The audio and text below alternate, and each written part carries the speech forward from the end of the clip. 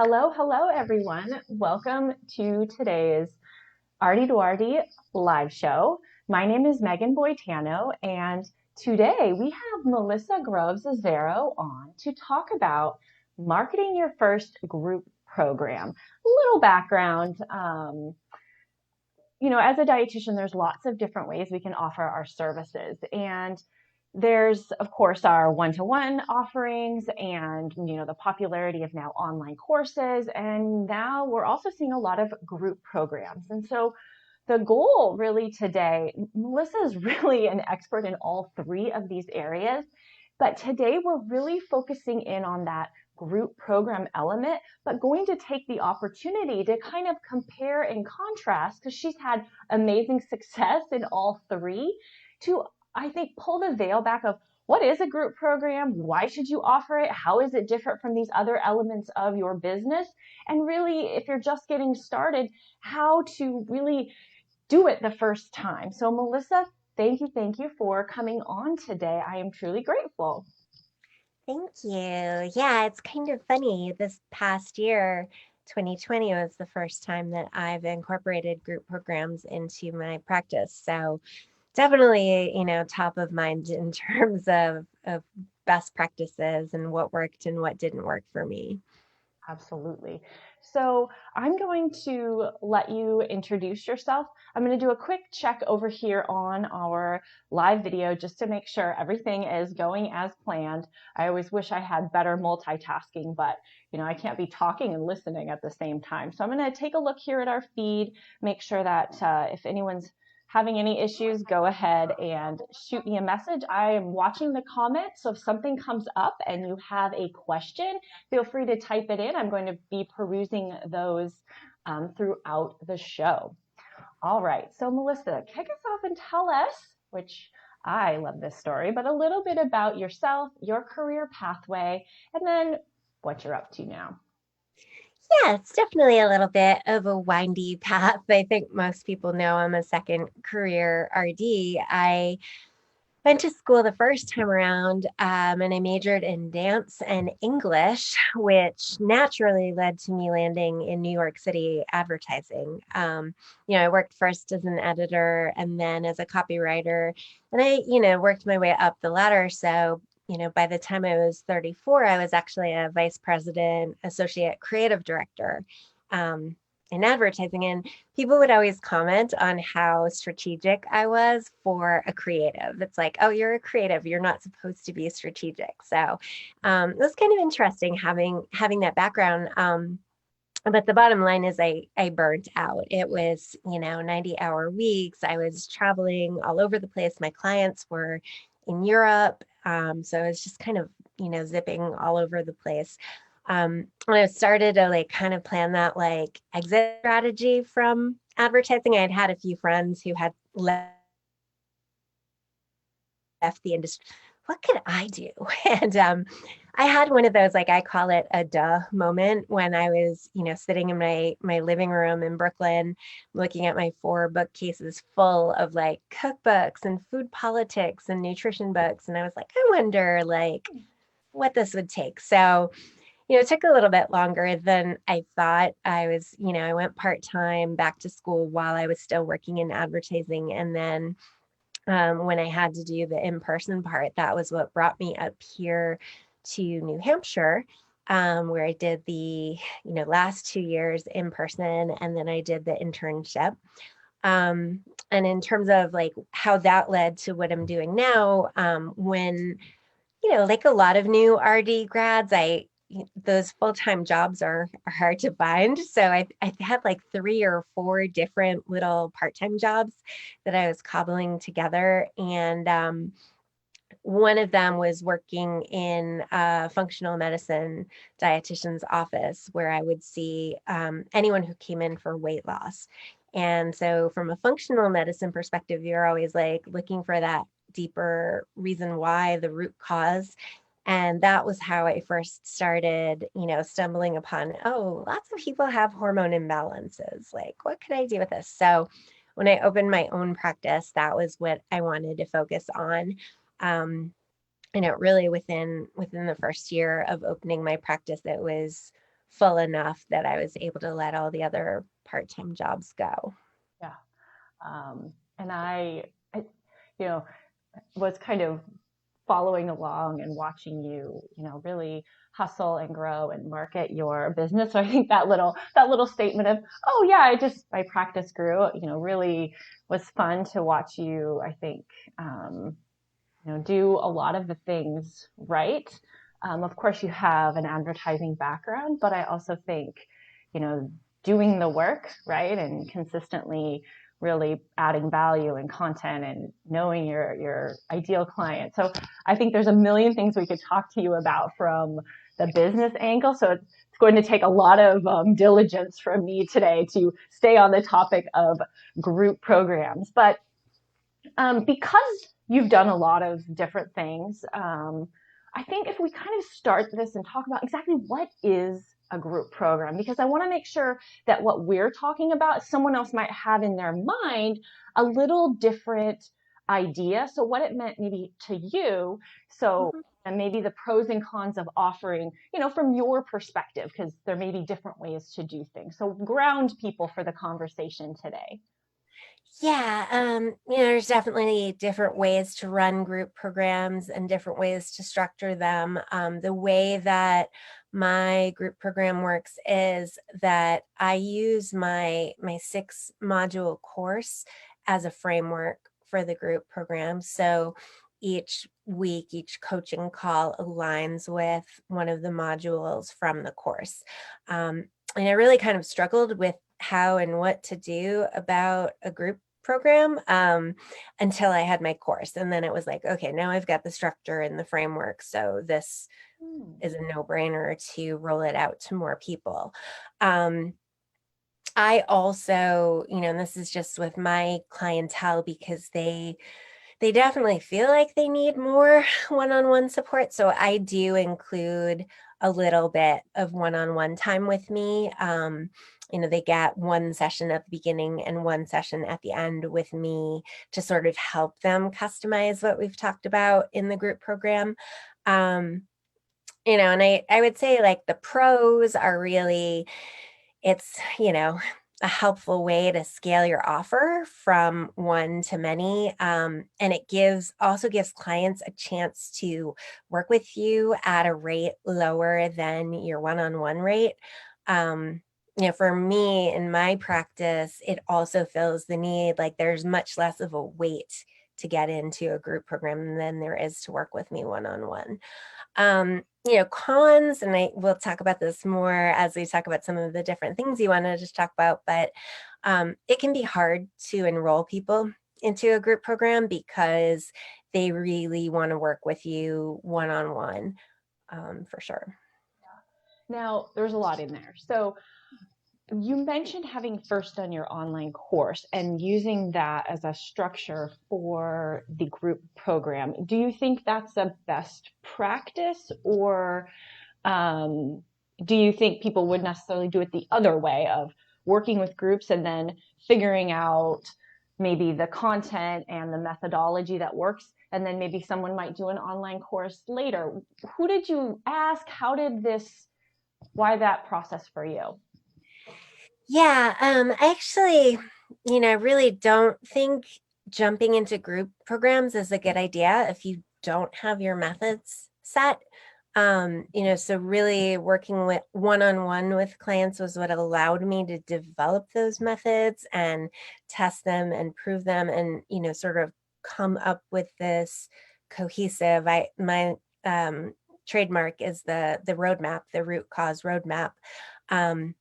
So once I had that, then it was easier to envision that as, sort of the outline for a group program. I really think you need that one-on-one experience before you can, you got to kind of nail it down with one person before you can bring your message to the masses, So you built your practice and you had your one-on-one. Then you created the online course content, beast of a job. That's a whole, of course, another topic. But how did you then decide that this group program was a good fit? And then how did you differentiate the group program from your online course, how is it different, and how can clients just aren't confused and, well, I don't know what to pick, right? Yeah, so what happened was, I have my one-on-one programs, which are 3-month programs. They're very high touch. They're my highest price offer. There's the longest wait to get in from my wait list into the one-on-one By the programs. way, that's amazing. I think we should just stop and that's amazing. You don't even want to know what my wait list is like. So they're waiting a while. And so then I always knew, just because I love creating content. I mean, I'm a writer, like I love making content. If I could make content all day long, like that would be my dream job. So I decided to make this course.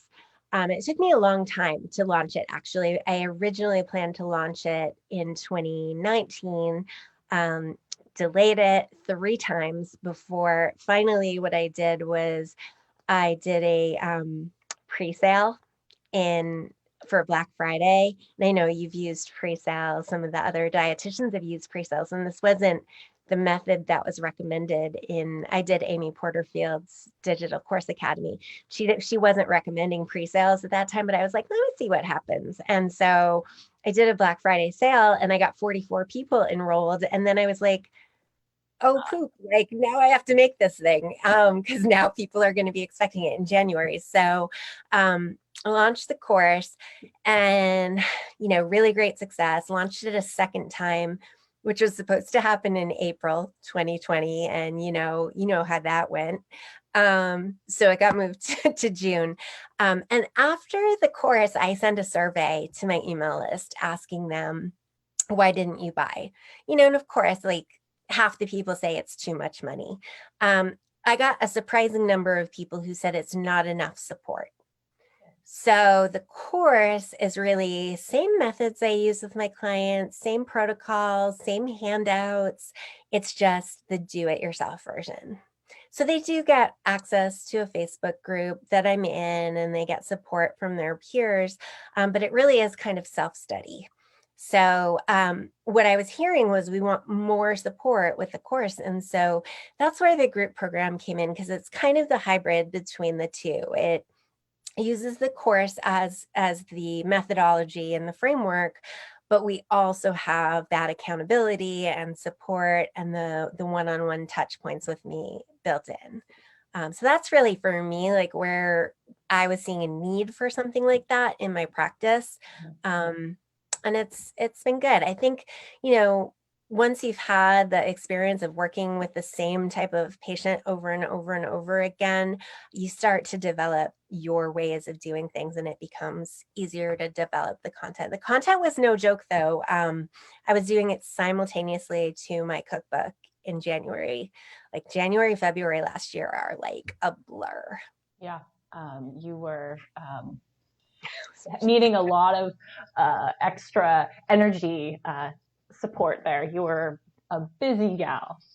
Yeah, I got to the point where coffee stopped working. I was going to say, there's really not enough energy boosters out there to get through something as demanding as that. So I think that's really, really interesting, how you got the direct feedback from people who had purchased your course, and then really as we always say, listening, right? If they oftentimes it's tough to listen. We think maybe we know what people need, but really then going, okay, people want more support, but now we've got this one-on-one, which is higher priced. You've got, your self-directed more, and then you have your group program. And of course, pricing, and I have some questions in here I want to get to, but what we're going to start, talking about is now you have to market this, right? So how are you, the marketing plan for a group program? How do you, well, one moment, before I dive into how do you start talking about it in a way that's not like, well, it's not as good as one-on-one with me, but you get some of my time. You could do self-directed, but it's kind of like in the middle. That's probably not the way you tackled it. And I think we'll kind of talk about that, but some questions here in the list. So, how do you charging versus is there like a rule of thumb, what percentage, or maybe how do you charge for a group program versus maybe a one-to-one if you have like your signature program? Is there any rule of thumb, or how did you really come up to a pricing idea? I've really seen the gamut, from people who their group program's a tenth of the price and it doesn't include any one-on-one. In my practice, my group program is about half the price of one-on-one. Did you ever think about not having the one-on-one in there? Did you wrestle with that decision of from the pricing and the feedback that you've gotten that's confirmed that price point is good and that level of group versus one-to-one? Yeah, so one of the things that they really wanted access to me for was things like looking at their labs. So I kind of, can't really do that in a group setting. They wanted me to help them, figure out which supplements might work for them based on their needs and their goals. So, there really is kind of that need for that customization for each person. So I didn't want to do a group, where it's just group. Also I'm an integrative and functional dietitian.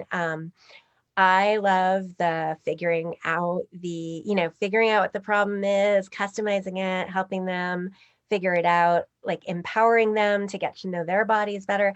I don't love the counseling coaching aspect of it. I know there are dietitians that's totally their jam. That's not my jam. I like to solve the problem, get in, get out, basically. I like that you really talk about what you do enjoy, and it's fun that you've kind of structured things and found a niche that's really a lot of problem solving and getting to that root cause. We'll come back to a few of these questions, but I want to talk about what should a marketing plan for your group program look like? And I know that's a pretty broad question, but maybe how do you go about it? Having a successful one-to-one and an online course already in place. Yeah, I mean, I think you can guess that I'm a huge fan of social media marketing. It's free, so like you can't beat that. I'd say probably the biggest mistake that I see RDs in particular making with social media is only posting when they have something to promote. So it's like you're posting and people are like, who even is this? Like, I don't even know who this person is. So it's really about, being consistent and providing value and letting your potential customers get to know you so that when you do have something to offer, they're already asking for it. I mean, I've seen this, already because I started an Instagram for dietitians that I call the marketing dietitian. And I've seen this already. My inbox is full of people asking, when are you doing coaching for dietitians? And it's like, oh, I'm not doing that yet. But, if you build it right and you prove your value, then people are going to be asking you what you've got for them. And they're going to be excited when you do drop that post saying, oh, hey, by the way. So, when I'm launching, whether it's a group program or I haven't been trying to drive traffic to the one-on-one for a long time because I don't need to. But when I'm about to start launching a group or a course, I'm highlighting the benefits of it the whole time. I see so many posts out there that are like, my course has 54 videos and 32 handouts. And I'm like, oh, bye. Like, I don't have time for that. Like, I'm out. So you want to talk about like, you can do it in under an hour a week, or you can feel confident that you always know what to eat. And, it's got grocery shopping lists, so you're never at a loss at the store. Like, I really like the trick, so that, you got to tell them what's in it for them, basically, why they should care. I personally use Amy Porterfield's launch methods when it comes to my course, which is a free live webinar into a live launch. But I recently got my course on autopilot, so it's on Evergreen all the time, which I know you love tech, but I'm not a huge tech fan, but it took me 3 full days to hook up the tech for that. And I felt so accomplished. That was like my holiday project this year. Wow. Um, and the other thing I want to highlight is like with social media, you don't own it. You don't own the platform. They could take it away from you at any time. I've seen so many healthcare practitioners lose their accounts. So the goal is always to drive them to your world. You want to get them to your email list, or you want to get them to your website or your podcast or wherever you deliver content. It's really the main goal.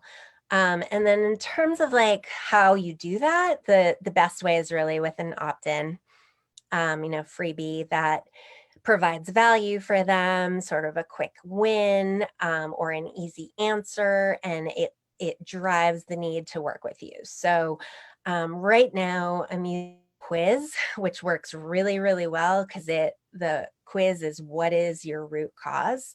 And they answer kind of questions about their symptoms, and it gives them the root cause that is most likely the most prominent one. And then, leads into well, if you'd like to learn more about root causes, watch my free webinar. So it gets them on my list.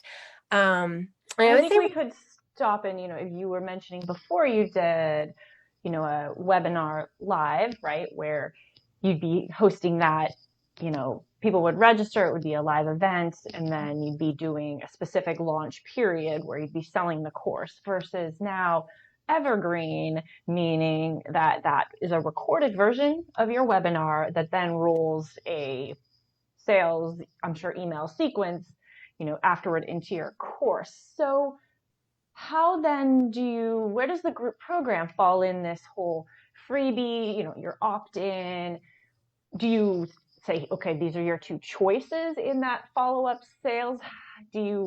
What's that plan? Yeah, no, the group people come from my wait list. So when they fill out my application for my wait list, I ask them questions about their condition, where they're located, because, that's important to consider. Really what they're looking for, what price point they're looking to spend.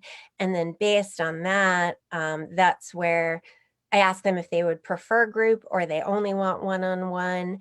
And so then I have those answers to kind of sort through those people. And the next time I launch a group program, which will be this spring, I'll go through the first chunk of people and invite them to book a call with me, and we'll talk, and maybe they will end up being more appropriate for one-on-one. But how are you weeding out certain people or people you can't serve? The question here about, state, licensing, and because you are doing, some one-on-one calls, is that part of the process for the group program? How do you address that?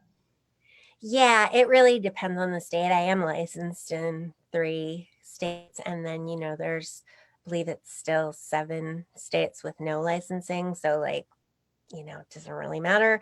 If someone's from like New York is a really tough state to work with. I really can't work with New York in one-on-one. And, the reason for that is because I am doing so much lab testing and lab review, and you can't even get a thyroid or a vitamin D level in New York. So it's just really impossible. So they kind of automatically get knocked out, which is why I ask them where they're from on my application, so that I know what I'm looking at before I even reach back out to them.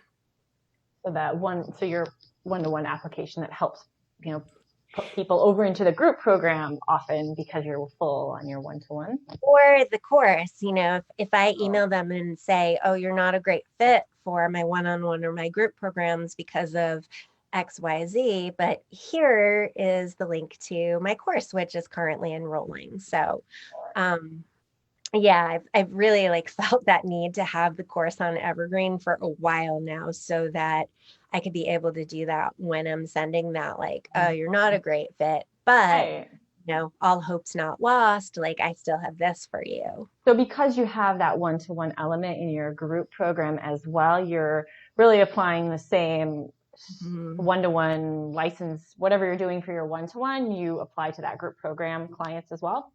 Yeah, and I also, with the group, it's really better if like PCOS is the only thing they're struggling with. If it's just like a simple, straightforward case of PCOS, if it's, what I call PCOS plus, it's like PCOS plus endo or Oh. PCOS plus recurrent losses or, high prolactin. Those are the people I try to drive more into my one-on-one program because I know they're going to need more I think customized that's super attention. smart, that nothing's worse than packing a group program with people who are not well suited for a group program because they really need one-to-one. So I think really smart about the application form and being thoughtful about, want people to succeed in whatever, and, not just saying, oh, my group program is for everyone. And maybe, especially even in your marketing, that convincing people that some people convincing them you need to have one-to-one, or convincing them that maybe a group program, kind of talking about this idea of how do you convince people that they should enroll in a group program? Yeah, I do a couple things. So, I know some dietitians run their group programs with 20 or 100 people. I really don't. I keep them to six, because I feel like six is kind of the maximum number that I can handle in a 1 hour call a week. It really kind of gives us time to everyone gets to check in with their wins and what they're struggling with and any particular questions. So, I keep it small. I market that I keep it small so that, they're getting access to me. I market the fact that I offer the one-on-one touch points with me over the course of the group program. But I don't want to downplay like how hard it is to enroll people into a group program. I mean, when I'm taking phone calls for my one-on-one program, my conversion rate is like 80%. They're like, yes, like they were ready to start with me 3 months ago. Group program, it was more like 40 to 50%. And for me, where I'm an introvert, I'm a huge introvert, I hate the phone. So the fact that I have to pack my week full of 15 discovery calls to enroll 5 people into my program is like, yeah, this isn't really fun. you know so when I'm talking to them about the group program, I'm talking about, the price is half the price. It's a shorter wait to get in with me. They got a group of accountability buddies built in, and like with PCOS especially, it's kind of a lonely condition. So it's like they finally are meeting people who have the same condition. And then the other funny thing, so like after all the process of the calls and the everything, I enrolled 3 group programs starting in the summer of 2020. And I was already like burnt out on it by like September, October. I was like, I just don't want to do any more discovery calls. Like, I just don't. When you're looking at your calendar and you're just like, I don't want my life to look like this. Like, this is not like, this is nowhere near my ideal day. Um, so I decided to do an experiment. And what I did was I offered an upsell, like a VIP upsell to the course when I launched it in October, because I was curious. I was like, I don't know if people are going to pay $2,500 without like hopping on a phone call with me. And I enrolled 6. I filled the program without talking to a single person. So I don't know, So you TBD. sold the Like, course, and then they basically got the group program on top of the course. yeah, Oh, super smart. yeah, it was just like a button, like enroll in the VIP program. And it, really was more of an experiment than anything. I was like, oh, the materials are already created. Like, But I think oh, you're really making a good point there, that the conversion rate into that group program, as far as expectations, and to realize your own personal, like what's draining for you, when you see your calendar, what's like, oh, I don't even want to face this week. I think so often we, maybe don't, check in with what's feeling good or what's not. So I love seeing all of these elements of your business and how they're not, we tend to go, this is X over here, and this is my blog, and this is my, that there's so much of all of these things are really working together. They're not like super distinct. They're all your business, offerings that meet your clients' needs, but also your needs as a provider, as, a person that can get burnt out, who does need to, have a look at their calendar and go, okay, this is a good balance, a good mix for me this week. Yeah, I think that's interesting to note is, essentially it's one offer 3 ways. It's the same offer for 3 different types of clients who are looking for 3 different levels of support. But as far as my stuff, it's like it's the same. And the framework's done. Like it's, I re-recorded and I rebranded in July, and I, got a graphic designer to, make the course pretty. But basically the work is done, and I'm adding to it as things happen. But yeah. And I think there's some questions here about where do you set up the Evergreen webinar and then follow up sales, marketing, emails. So I think some of that tech and software element. Yeah, sure. So, I used Amy Porterfield's Digital Course Academy. I was part of the first group that went through in January 2019. I know it's a lot for a lot of people. $2,000 for a program is like a lot to lay down all at once. But when you think about how many multiple times I've made that back, the tech videos in the tech vault are amazing. I've actually talked to her about it. I was like, your tech guy, please tell your tech guy, thank you. Because he's got one of those NPR radio voices and he never freaks out, and I'm freaking out. I'm like, oh my God, what am I? And he's just like, okay, and then you do this and then you do that. And so I just watch the videos and I do it. So I host my course on Kajabi. I do not use Kajabi for email. I use ConvertKit for email.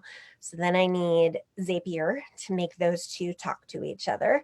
The webinars I do on Demio, and Demio, I would kind of upgrade and downgrade based on whether I was doing a live launch or not. Now I have kind of the middle plan, which is the one that's required for the automated webinars. And so the webinars are set up, they run 3 times a day.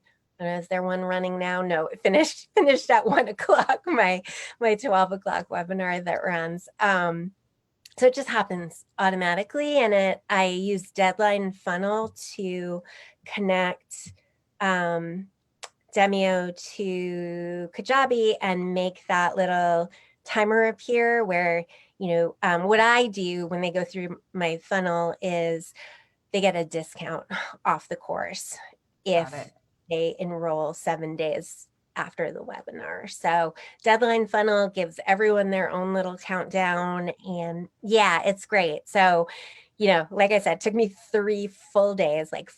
There's always lots of swearing here on tech day. My husband knows, stay away from me on tech days.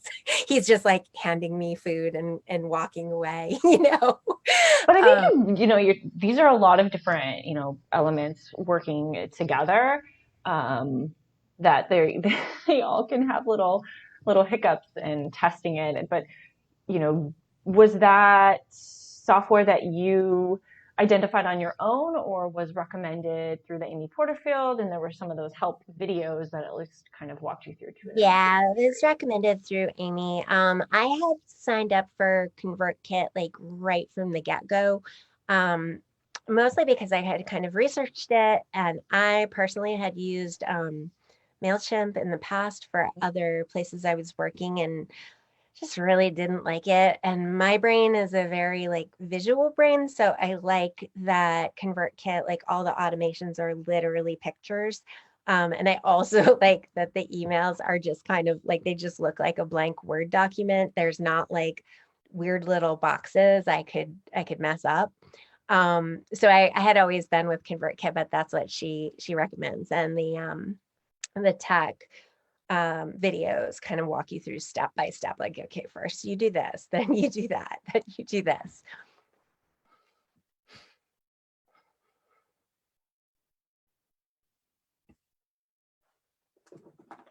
Oh no.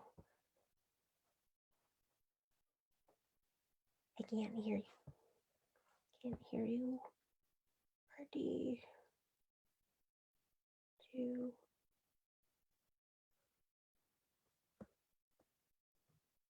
Oops.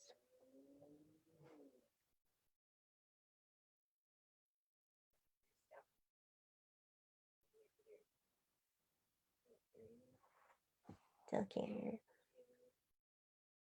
Okay, have you here?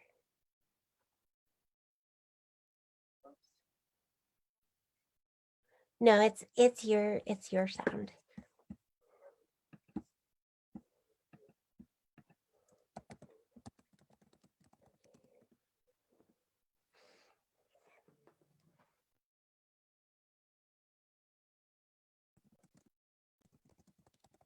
No, it's your sound.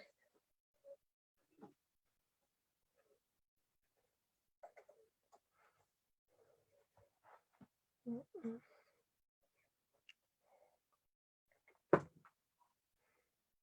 Mm.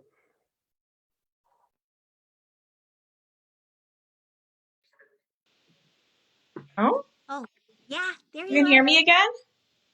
Yeah, Okay, weird. that was I'll so see if, weird. I could hear me on Facebook, but I couldn't hear you. okay, now it says we can hear Melissa only. I'll see if we get a sound check if I'm back. So weird. Um, Zoom gremlins. Okay, now, okay, I think we're back. I'm going to blame the Zoom gremlin. Yeah, Okay, you're just talking and you lose your sound. Mercury in retrograde. It's what everyone's blaming these days. So. Yeah, it is what it is. Okay, so some key elements of those marketing messages of really, what are you thinking behind the scenes as you're bringing out your, I guess, now that we said, okay, this is my group program, what I think we have now is this is my offer, right? So how are you kind of presenting this, and how would you recommend, if someone is, you know, thinking about what their own offer, what should be going through their head, what goes through your head? Yeah, so I wanted to kind of walk you through like what a typical story series would be for me when I'm promoting my group program. I use the sales page really heavily when I'm promoting my offer. I'm talking about who's this right for? I'm talking about what's inside. I'm talking about frequently asked questions about this offer. And so, there's sort of always content. Then, after you do it the first time, then you'll have testimonials to share. It's like, this is what people are saying about my group program. So it's sort of a typical one, is, start with, do you have PCOS? Do you want to work with me, but don't want to wait 6 months on my wait list? Are you looking for a more affordable option versus my one-on-one programs? But you need more support versus taking my course by itself. So you can see I'm already starting to hint at those benefits of a group program. And then I go into, well, you're in luck. My PCOS small group coaching program is enrolling, and then all the usual stuff like learn your root causes, get your this, blah, blah, blah. Then I do a slide, kind of on the benefits of working in a group, just to kind of reassure them that they're not missing out on access to me. I talk again about less of a wait, lower price point, more support than taking the course, can be done, in a wider range of places than my one-on-one program, new group of PCOS besties to, hang out with. And then I talk about why groups are actually better than one-on-one. And I talk about, how you learn better from others and how someone may ask a question you may not even have thought to ask. And there's, built-in support, which is better for sustainable change. How groups are able to cover more material faster for even better results. And then I also explain, that I keep the group small because that's important to me, and to, go ahead and fill out the application to see if they'd be a good fit. And then I kind of talk about what the program includes and who it's right for, who it's not right for, that kind of thing. I see some comments about hearing you clearly. I think it's likely because I unplugged my headset and it's picking up a little bit of background noise, but I'm terrified to plug it back in again because you might not be able to hear me. So I turned her up as loud as I could on my audio mixer here. So we'll do our best. Okay, I have these puppies too, but sometimes that No, I think computer. I upped the sound a little bit. And maybe what I'll do is I'll plug these in while you're talking, and that will probably be okay. All right. So, before we wrap up, can you tell us, on a scale of 1 to 10, right, how would you rate the level of effort you had to put forward to really get your group program filled versus kind of these one-to-one clients or even your online course as you've been growing, your business? How would that rate for you? Yeah, so one-on-ones on a scale of 1.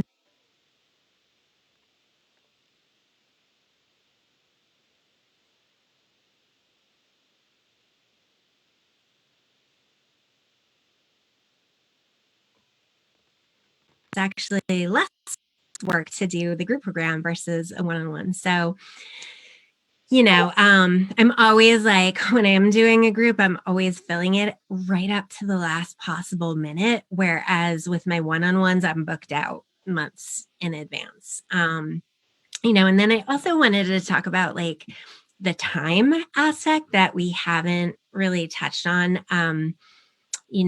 It's really difficult to enroll people in a daytime group program, even if it's a lunchtime thing. I keep trying to like get this lunchtime group to kick off. Everybody wants nights. And, I'm just like, I'm not at the point in my career where I want to work nights anymore. I want to be done by 6. I want to make my dinner. I want to relax for the evening. I find when I'm doing, even a 7 p.m. group, then I'm too wound up by, 8 p.m. I'm wound up, and then it affects my sleep. And like, I don't know, this is my business. I don't really want to affect my health for my business. So definitely struggling with that. If you don't like night work, groups may not be right for you. And also I wanted to say, another really important thing to consider when you're doing a group is where you're hosting it and what the capabilities are. So I currently use Practice Better, which allows me to turn messaging on and off for individual clients. So that is key. So they get a group chat in there. They cannot message me individually because I don't want 6 times the amount of messages coming in. And I know certain platforms do not allow you to turn messaging or food tracking or things like that on and off by the individual client. So that has been crucial. I would never have attempted this on a different platform. Got it. That's super solid advice. Well, I want to make sure to be respectful of your time as we're, running tight on time here. I want to make sure that, if people want to learn more from you about marketing in general, you mentioned, you are running this account, but there's the marketing dietitian on marketing dietitian on Instagram. But I think, as I've been listening in, I really, a couple of things came through for me, which is the whole one-to-one element, that a lot of what you were able to leverage both for your course as well as for your group program came from really that one-to-one client work, figuring out really by doing it over and over again so that you could create a successful course, so that you could then roll that into a group program that, that rush to maybe get a group program, that maybe staying in that one-to-one element until you have built a wait list where you really do feel so solid that you're like, oh, why shouldn't I create an online course? I know this like the back of my hand, that there's really, I think, a lot of value in that and wisdom there that made these other profitable great, there's the marketing element, but there's also the content and the confidence and, the ability to say, these are the results that you're going to get because you spent so much time honing your craft in that one-to-one element. So those are some of the key takeaways that I really came through for me. I actually use that messaging in my marketing, in my email series. For the course, I say, I kind of make a little confession. It's like confession. Like, I didn't know if this was going to work. Like, I knew what kind of results I could get for people with one-on-one attention. I didn't know if it was going to work in a group program, but you know what? It worked. And then I share like 10 testimonials, screen grabs from my Facebook group with people who are like, I got my period on day 30 or, all of the things. So yeah, I actually kind of turn that into marketing. Everything is fodder for marketing, really. So how can people connect with you and learn more about, I know you don't maybe have an active service now for a dietitian, but really just to learn from the type of like following you on social media, you watching your stories, looking at your posts, like there's so much even to glean from, your Instagram account, the hormone dietitian, as well as following you on the marketing dietitian. Yeah, so Instagram, my main account, my client-facing account is the hormone.dietitian. And then I started, after my third course launch, when I was like, yeah, got nothing else exciting going on. Just for fun, decided to launch the marketing dietitian. So it's same, the marketing.dietitian. And for now, I'm just kind of sharing tips on, I get so many questions from dietitians about how to build the business that I've built in such a short time. And, without saying like, oh, first go work in New York City advertising for 15 years. That part of it I can teach. I can share some of those tips. So that's what I do there. It's my fun account. I'm not posting there as consistently as maybe I should be for Instagram growth, but I really kind of do it in my free time. And I do have plans for more educational materials for dietitians coming down the road. I just, I want to have it be approved for CPEs and the things that dietitians care about. So I want to make sure to do it the right way and not rush to get something out there. Oh, Melissa, it has been terrific having you on today.